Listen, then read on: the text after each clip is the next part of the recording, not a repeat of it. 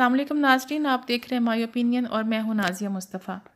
नाज़रीन, महकमा तालीम पंजाब ने एक काबिल कदर कदम जो है वो उठाया है, उसको ज़रूर अप्रिशिएट करना चाहिए। क्योंकि हुकूमतें जब भी अच्छा काम करें तो उसको खूब उसको सराहना चाहिए, और जब बुरे काम करें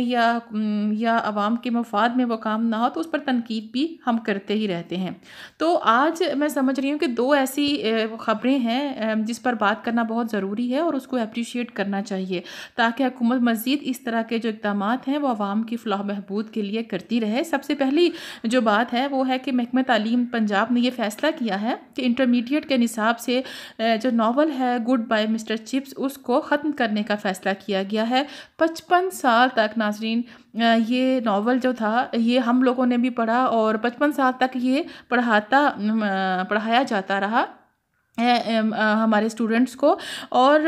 ये नावल जेम्स हिल्टन ने 1934 में लिखा था, और लेकिन पंजाब में 1963 में इसको निसाब में शामिल किया गया। और ये बहुत अच्छा इक़दाम है कि इसको ख़त्म करना शायद इसलिए भी ज़रूरी था। ये नहीं कि हम ये समझते हैं कि शायद मग़रिब की कोई चीज़ जो है अगर हम उसको पढ़ लेंगे तो पता नहीं हमारे बच्चे ख़राब हो जाएंगे। बच्चों के ख़राब होने के लिए और बहुत सी चीज़ें हैं जो वो इंटरनेट पर देखते रहते हैं, लेकिन ये इसलिए ज़रूरी था कि एक चीज़ जो 55 साल से पढ़ाई जा रही है, जिसका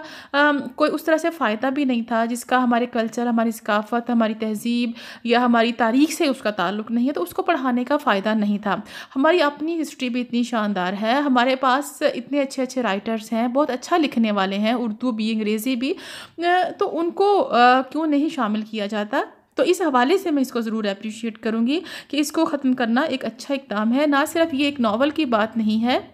हमने पिछली 2-3 वीडियोज़ जो एजुकेशन पर की थी, जिसमें हमने निसाब की बात की, हमारे मुल्क में तालीम के ट्रेंड्स की बात की, तो आज का वीडियो जो है ये भी उसी से मिलता जुलता है, क्योंकि ये भी तालीम के शोबे में एक अच्छा इक़दाम है। तो इसीलिए इस पर बात करना ज़रूरी है कि सिर्फ इस एक नावल को ख़त्म करने की ज़रूरत नहीं है, बल्कि निसाब में बहुत सी ऐसी चीज़ें हैं जो गैर ज़रूरी हैं या जिनका बच्चों को उस तरह से फ़ायदा नहीं हो रहा या बहुत पुरानी हो चुकी हैं, उनको तब्दील करने की ज़रूरत है। और उसके साथ साथ कल भी मैंने कहा था कि बहुत ज़्यादा कुछ जो हैं बच्चों को बहुत ज़्यादा निसाब में शामिल कर दी जाती हैं। जो बेसिक मज़ामीन हैं, बुनियादी 3-4 सब्जेक्ट बच्चों को पढ़ाने चाहिए और फिर क्लास वाइज उनमें इजाफा होना चाहिए। जिस तरह से पहली क्लास के बच्चों को भी इतना पढ़ने पड़ते हैं और 6th क्लास के बच्चे को भी उतना ही, और एक 10th क्लास के बच्चे को भी उतने ही पढ़ने पड़ते हैं। और सबसे जो अहम चीज़ जो मैं नोट कर रही हूँ, जैसे कि मेरे बच्चे भी जो सिलेबस पढ़ रहे हैं, मतलब वो मैथमेटिक्स जो 7th क्लास की बच्ची करती है, आपने कहीं वो FSC या BSc में वो मैथमेटिक्स जो था वो हमने पढ़ा था। तो ये चीज़ भी समझ से बालातर है कि इतना एडवांस लेवल का जो सब्जेक्ट में चीज़ें निसाब में शामिल कर दी जाती हैं वो क्यों ज़रूरी हैं। जब बच्चे O लेवल्स, A लेवल्स या BS लेवल तक पहुँचेंगे तो ख़ुद ब खुद वो चीज़ें पढ़ लेंगे। तो इतना इस चीज़ को भी देखने की ज़रूरत है। निसाब को नए सिरे से तरतीब देने की ज़रूरत है कि हमारे बच्चों के देखा जाए क्लास कौन सी है, उनकी रिक्वायरमेंट कौन सी है, उस क्लास के बच्चे को कितनी चीज़ों के बारे में पता होना चाहिए। जैसा कि हम कहते हैं कि सिर्फ रट्टा लगा लगा के हमने अपने बच्चों का हशर नशर करके रख दिया है कि उनको खुद नहीं पता होता कि वो बेचारे क्या कर रहे हैं, वो एक सिस्टम को बस फॉलो करते रहते हैं और बेचारे वो पढ़ते रहते हैं। तो मुख्तसर बात ये कि जो पंजाब महकमा तालीम पंजाब ने जो कदम उठाया है, इसी को वो कंटिन्यू करे और भी ऐसे मज़ामीन की तरफ देखे कि जिसमें इस्लाह की ज़रूरत है, जिसमें तब्दीली की ज़रूरत है, ताकि हमारे बच्चे जो हैं वो भी जो जदीद मज़ामीन हैं उससे इस्तिफ़ादा हासिल कर सकें, ताकि वो उनके लिए वो फ़ायदेमंद हो आगे चलकर। और दूसरा, इसके साथ साथ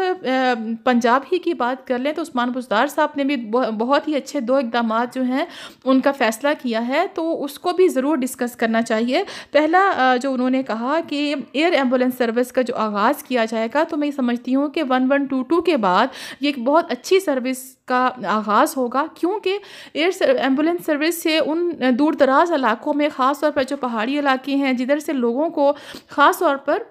अगर हम ख़वातीन की बात करें, जो हामला ख़वातीन होती हैं उनको वहाँ सेंटर तक आते आते बहुत देर हो जाती है, जिसकी वजह से बाज़ औक़ात माँ और बच्चा दोनों की जान चली जाती है। और इसी तरह से हमारे बहुत से दही इलाके ऐसे भी हैं जिधर अगर तो कोई इस तरह का सेंटर या मरकज़ बन गया है, वहाँ पर लेडी डॉक्टर ही अवेलेबल नहीं होती। तो अगर इस सर्विस का आगाज़ कर दिया जाए तो इससे दूर दराज के इलाकों, पहाड़ी इलाकों और जिधर बहुत कम सेहत की सहूलियात हैं, वहाँ से मरीज़ों को मेन हॉस्पिटल तक लाने में आसानी होगी और इससे लोग जो हैं वो मुस्तफ़ीद होंगे। और दूसरा अहम ऐलान जो उस्मान बुज़दार साहब ने किया वो ये कि सूबे के जो टीचिंग हॉस्पिटल्स हैं उनमें ट्रॉमा सेंटर का आगाज़ किया जाएगा। ये फ़ैसला कर लिया गया है ताकि जो ज़ख्मी मरीज़ वहाँ पर आते हैं उनको 24/7 वहाँ पर जो है वो उनका ट्रीटमेंट किया जा सके और उनकी जान बचाई जा सके, क्योंकि ये बहुत ज़रूरी था। और वैसे भी हमारे मुल्क में जितनी आबादी है इस मुल्क की उस लिहाज से हॉस्पिटल्स की तादाद जो है वो बहुत कम है। मरीज़ों का रश आपको देखने को मिलता है लेकिन उतने डॉक्टर्स वहाँ पर नहीं हैं कि जो कि उनका इलाज कर सकें। और सबसे अहम चीज़ जो मैं समझती हूँ कि ये एक बहुत अच्छा इक़दाम है वो ये है कि उन्होंने इस पर एक सिफ़ारिशात तलब कर ली हैं कि GT रोड और मोटरवेज़ के करीब जो हैं वो वहाँ पर भी ट्रॉमा सेंटर का आगाज़ किया जाएगा ताकि हादसात की सूरत में जो लोग वहाँ पर ज़ख्मी हो जाते हैं उनको फ़ौरन से वहाँ पर मुंतकिल किया जा सके और उनकी जान बचाई जा सके और जो ज़ख्मी लोग हैं उनको बर वक्त तिब्बी इमदाद दी जा सके। क्योंकि बाज़ औक़ात हम मोटरवे पर भी देखते हैं कि अगर खुदा न खास्ता कोई हादसा हो जाता है तो वहाँ से मरीज़ को किसी भी शहर के बड़े हॉस्पिटल में ले जाते हुए काफ़ी ज़्यादा टाइम लग जाता है, जिससे जो बहुत शदीद ज़ख्मी होते हैं वो अपनी जान से चले जाते हैं। तो ये 2-3 जो इक़दामात हैं उस्मान बुज़दार साहब ने जो इनका फ़ैसला किया है मैं समझती हूँ ये बहुत अच्छा इक़दाम है। और सिर्फ इस पर कमेटी कायम कर देने का जो फ़ैसला किया गया है वो ही काफ़ी नहीं है, बल्कि इस काम को बड़ी स्पीड में बड़ी तेज़ी से करने की ज़रूरत है ताकि आवाम को ना सिर्फ इस तरह के इन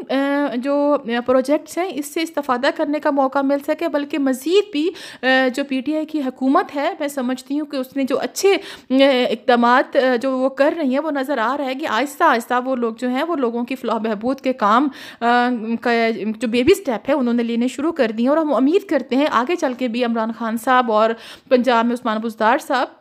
ना सिर्फ पंजाब में बल्कि हम अपने चारों सूबों में ये बात करेंगे कि वहाँ पर आवाम को उनकी जो बुनियादी सहूलियात हैं वो ज़रूर मिलनी चाहिए। आप कमेंट में ज़रूर आगाह कीजिएगा कि आपकी क्या राय है, आप क्या समझते हैं पंजाब में इस इक़दामात को और PTI की हुकूमत के जो इक़दामात हैं जो उनकी